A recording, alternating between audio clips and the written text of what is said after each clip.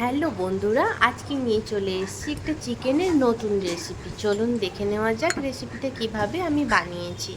আমি 500 gram chicken নিয়ে নিয়েছিলাম। ওটা মেরিনেট করার জন্য একটু আদা রসুন পেস্ট নিয়ে নিয়েছিলাম। তারপর জিরে গুঁড়ি নিয়ে নিয়েছিলাম, ধনিয়া নিয়ে নিয়েছিলাম 100 গ্রাম ফেটানো দই নিয়েছিলাম। দিয়ে ওটাকে 15 থেকে 20 মিনিট পর্যন্ত আমি মেরিনেট করার জন্য রেখে দিয়েছি। তারপর একটা কড়াইতে আমি একটু বাটার, একটু অয়েল নিয়ে ওর সাথে কিছুটা পেঁয়াজ দিয়ে আর সাথে একটু গরম মশলা আগে দিয়েছিলাম, আর কিছুটা শুকনো লঙ্কা আর 5 থেকে 10টা আমি কাঁচা লঙ্কা দিয়েছি। প্রায় 7-8টা মতন দিয়েছি, কারণ আমি একটু ঝাল বেশি পছন্দ করি, তাই একটু বেশিই দিয়েছিলাম।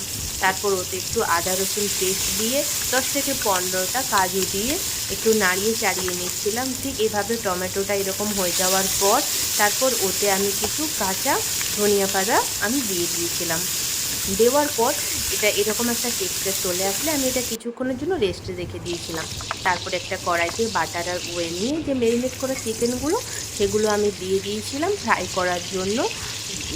ওটা ঠিক আমি উল্টে পাল্টে ফ্রাই করে নিয়েছিলাম প্রায় 10 থেকে 20 মিনিট। তারপর আমরা যেই রেস্টে রেখেছিলাম যে মশলাটা, ওটাকে ঠিক মিক্সিতে নিয়ে আমি ঠিক এরকম একটা পেস্ট তৈরি করে নিয়েছিলাম। তারপর দেখুন, ওই যে চিকেনটাকে আমি উল্টে পাল্টে ভেজেছিলাম ওটা এখনও হচ্ছে, তো তার সাথে আমি ওই পেস্টটা তৈরি করে নিয়েছিলাম। তারপর ঠিক এরকম একটা ওপরে একটা কোটিং পড়ে গেলে তারপর আমরা এটা নামিয়ে নেব। আমি তাও এদিক ওদিক করে দেখে নিচ্ছিলাম যে দুটো সাইডে সমানভাবে হয়েছে কিনা। তারপর এটা রেস্টে রেখে দেওয়ার পর একটা কড়াইতে আমি কিছুটা অয়েল আর কিছুটা বাটার নিয়ে তার সাথে যেই আমি পেস্টটা তৈরি করে রেখেছিলাম সেটা দিয়ে তারপর একটু নাড়িয়ে চাড়িয়ে ওতে একটু কাশ্মীরি মির্চের গুঁড়ি দিয়ে একটু কালারের জন্য ওটা দিয়েছিলাম। দিয়ে সুন্দর করে দেখুন একটা কালার চলে এসছে। তারপর আমি ওতে একটু গ্রেভি রাখার জন্য কিছুটা গরম জল দিয়েছিলাম।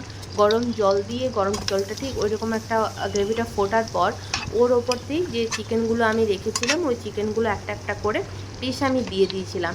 প্রায় 15 থেকে 20 মিনিট ওটা ফুটে যাওয়ার পর ওর ওপরে আমি কিছুটা কসুরি মেথি ছড়িয়ে দিয়েছিলাম। তারপর আমুল ফ্রেশ ক্রিম ওর ওপর দিয়ে দিয়েছিলাম।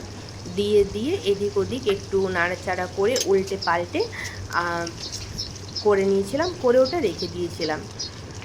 বাড়িতে বানিয়ে এটা দেখতে পারেন, রুটি আর বাটার নানের সাথে এটা খুব ভালো লাগবে। ভালো লাগলে আমাকে কমেন্ট বক্সে জানাবেন।